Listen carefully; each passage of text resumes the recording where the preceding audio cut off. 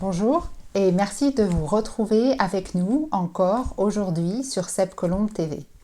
Alors aujourd'hui, je veux vous parler de ce passage de la Bible qui se trouve dans le livre de Matthieu au chapitre 8 et à partir du verset 18. Je vous inviterai à le relire à la maison en entier. Moi, je vais vous expliquer un petit peu ce qu'il se passe. Ça va être l'introduction de ce passage. Jésus va donner l'ordre à ses disciples, à ce moment-là, de passer de l'autre côté du lac, le lac de Galilée, de passer sur l'autre bord. Comme je l'ai dit dans d'autres messages, il est très important d'étudier un texte avec son contexte.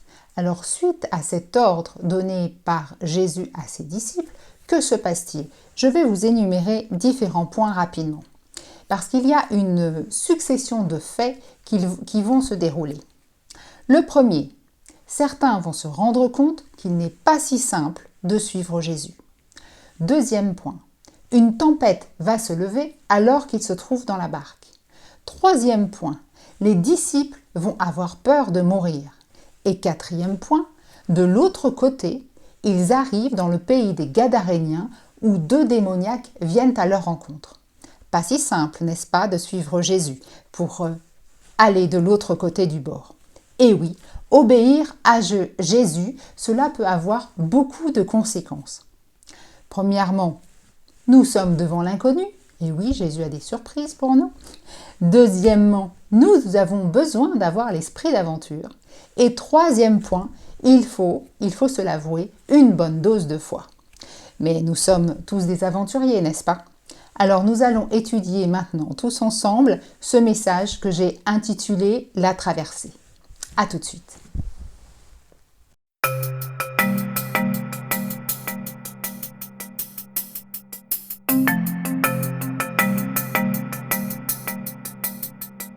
Alors oui, les craintes peuvent surgir.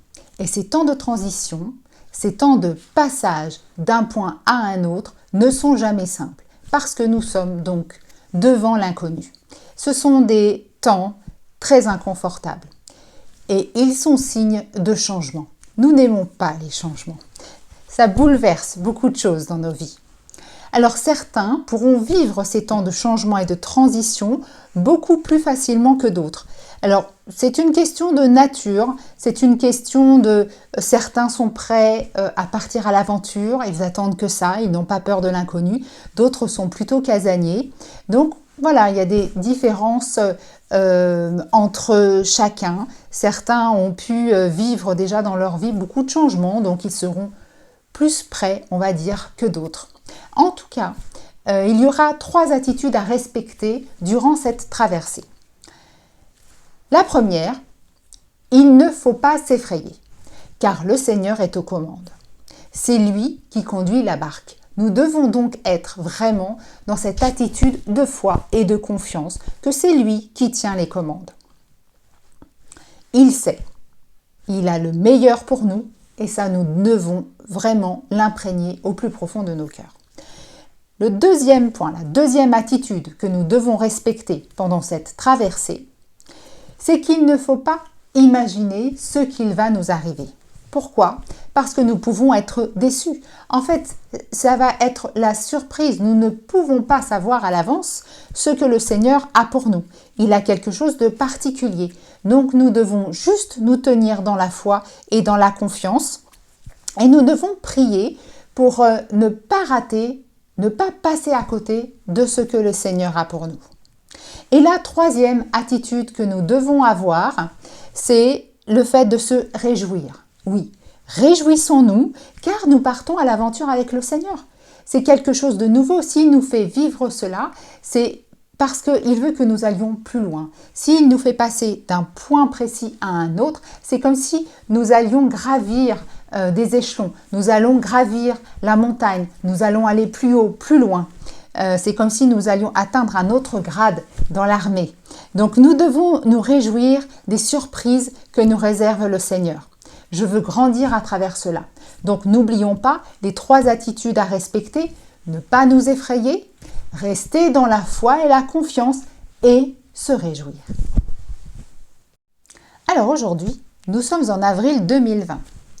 Et nous sommes un petit peu dans la même galère que ces personnes, que ce soit les disciples qui devaient passer de l'autre côté du lac, passer de l'autre bord, ou les Hébreux qui devaient traverser le désert, passer de l'Égypte à un autre point qui était inconnu pour eux. Nous sommes donc en avril 2020, au moment de Pâques. Nous sommes dans ce temps de pandémie mondiale à cause de ce fameux virus, le Covid-19. Et donc, par conséquent, nous sommes en confinement. Nous sommes tous embarqués dans la même galère, entre guillemets. Vous savez que la galère était une embarcation pour passer d'un lieu à un autre. Nous sommes dans la même galère, tous ensemble. Et nous ne savons pas où cette traversée va nous amener. Nous sommes dans une situation très inconfortable parce que c'est le mystère. Nous sommes, comme je l'ai dit au départ, il y a comme un épais brouillard devant nous et nous ne savons pas ce qui est devant. Un petit retour au peuple d'Israël qui, en effet, ne savait pas combien de temps allait durer cette traversée. Il quittait l'Égypte et il ne savait pas combien de temps allait durer cette marche, cette traversée et ce qui allait s'y passer. Ils ne s'imaginaient pas qu'ils allaient rester 40 ans dans le désert.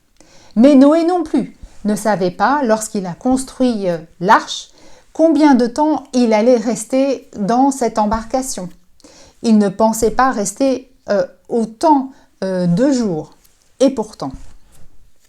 Et là encore, tout comme le peuple hébreu où la mort était passée par-dessus, c'était le même cas pour Noé. Et c'est le même cas pour nous aujourd'hui avec cette pandémie, avec cette mort et ces maladies qui passent dans le monde. Combien de temps cette pandémie va-t-elle durer? Aujourd'hui, nous en sommes là. Nous nous posons la question, que va-t-il se passer? Mais comme je le disais tout à l'heure, peu importe. Le Seigneur sait. Le Seigneur tient tout entre ses mains. Il est l'alpha et l'oméga. Et il sait où il nous conduit. En ce temps de transition, nous ne sommes pas là en tant que chrétiens pour être passifs. Nous sommes là pour être à notre place. Nous sommes là pour nous connecter au Seigneur, être à son écoute et savoir ce que je dois faire dans ces temps-là. Ce n'est peut-être pas du tout ce que vous avez l'habitude de faire, mais tout ce qu'il faut faire, c'est être à son poste parce que le Seigneur nous observe et savoir ce qu'il a pour toi, pour moi, dans ces temps. Chaque passage de nos vies, que ce soit pour le peuple de Dieu, que ce soit le peuple hébreu au temps de l'Égypte, que ce soit pour nous aujourd'hui, le passage d'un point A à un point B, rappelons-nous, pour tout le monde, c'est l'inconnu. C'est inconfortable. Mais c'est merveilleux.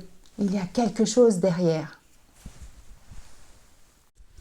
Alors, allons-nous mettre à profit ce temps pour grandir? Comment allons-nous répondre à ce qu'il se passe? Allons-nous entrer confiants dans cette aventure?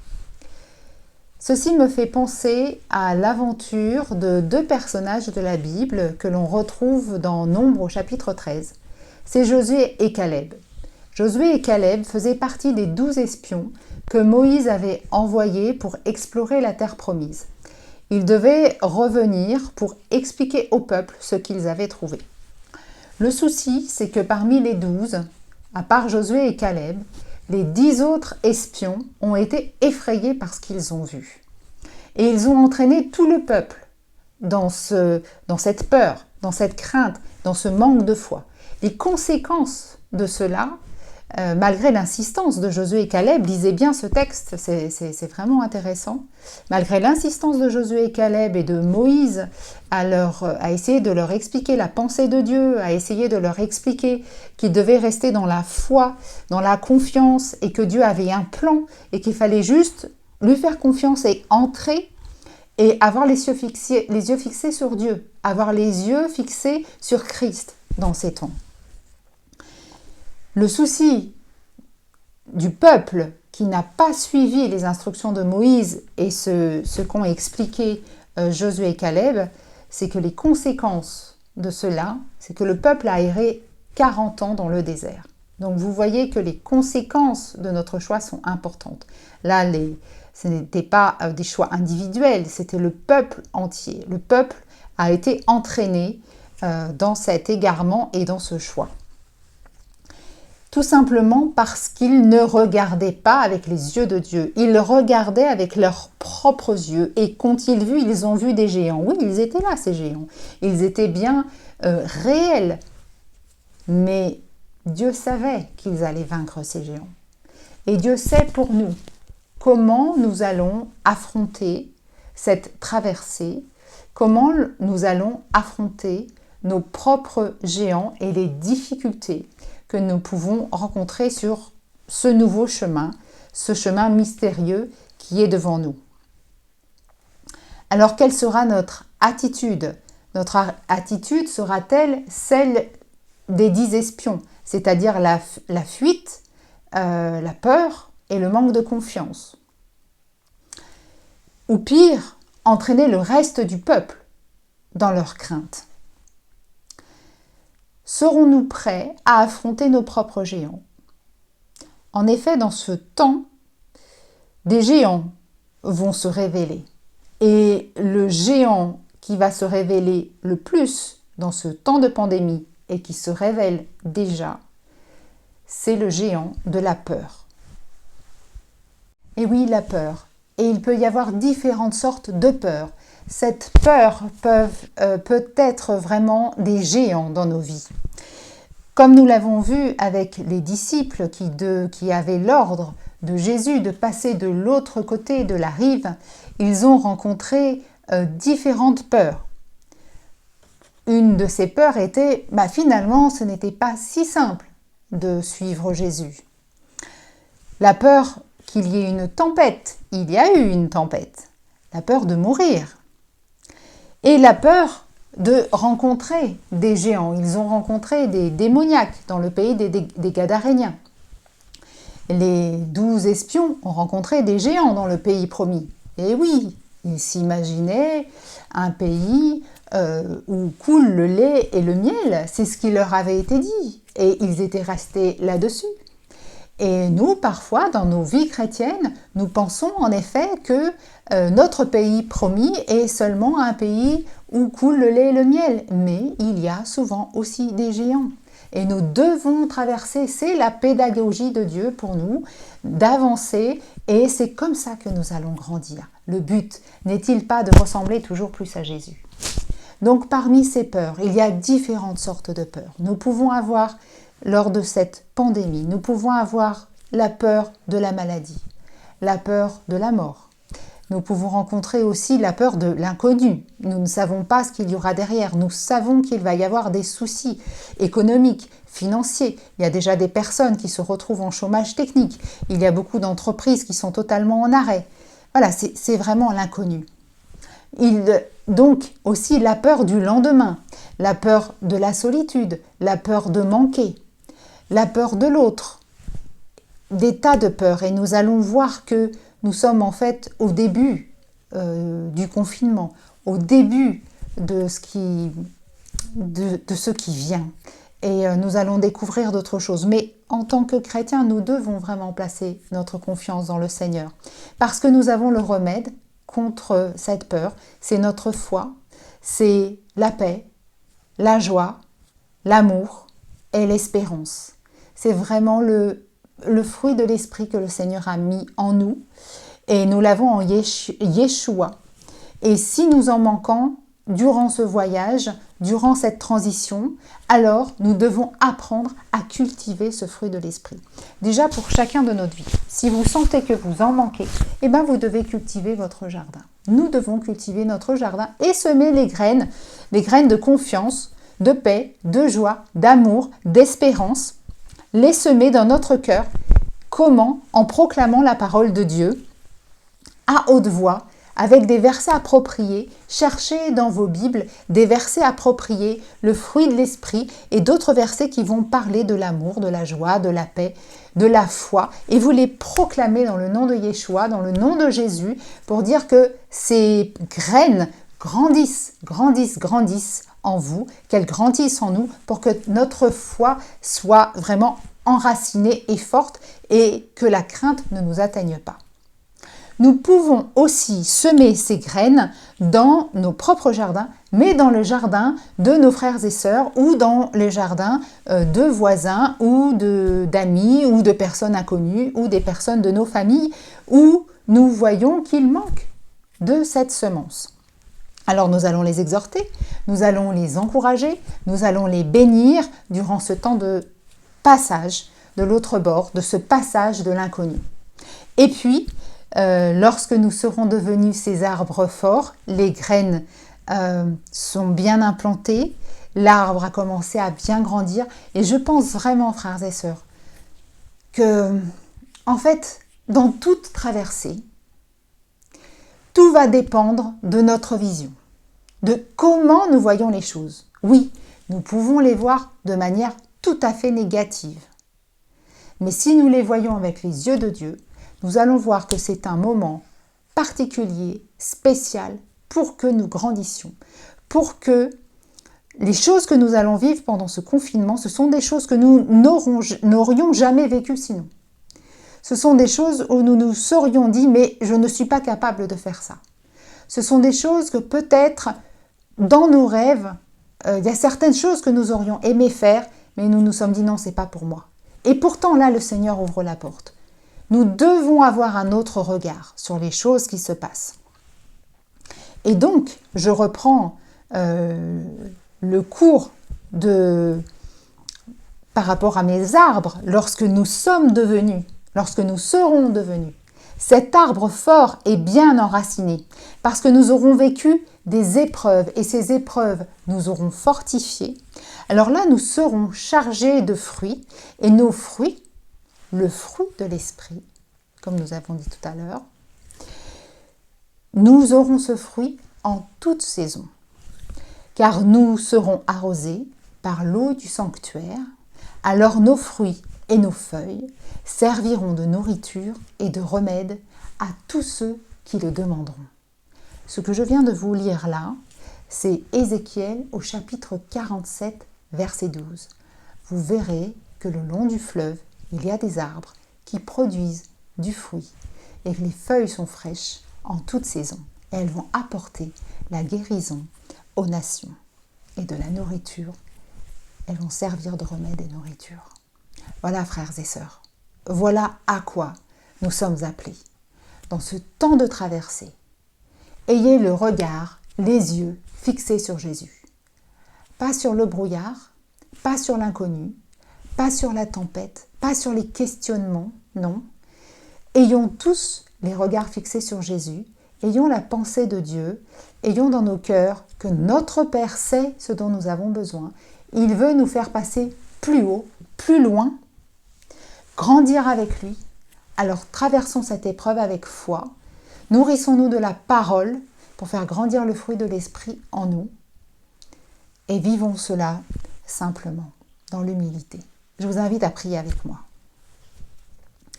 Seigneur, nous te rendons grâce. Oui, c'est difficile de te rendre grâce pour ce temps difficile que nous vivons dans le monde entier, où cette pandémie ravage, où il y a des morts, où il y a des malades.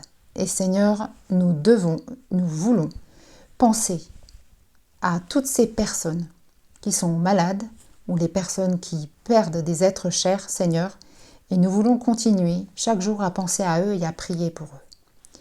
Mais nous voulons avoir pendant tout ce temps les yeux fixés sur toi, Jésus, et avancer. Nous ne voulons pas être paralysés par la peur des géants. Non, nous voulons avancer sur le chemin que tu as pour nous. Nous voulons traverser ce lac. Nous voulons traverser et aller de l'autre bord.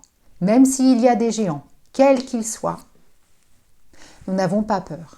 Comme David qui a rencontré Goliath, qui était sûrement 2-3 fois plus grand que lui, il avait les yeux que fixés sur toi. Seigneur, nous voulons être fixés sur ce que tu as pour nous, sur ce pays promis, où tu es en train de nous faire croître dans le fruit de l'esprit.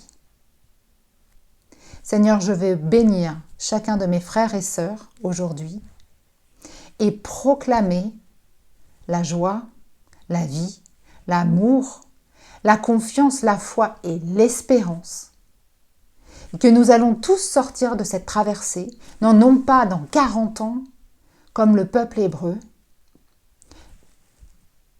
mais dans le temps que tu auras prévu, et nous sortirons tous grandis de cette épreuve. À toi soit toute la gloire, Seigneur. Nous savons que tu es avec nous dans la barque, dans cette tempête. Au nom de Yeshua. Amen.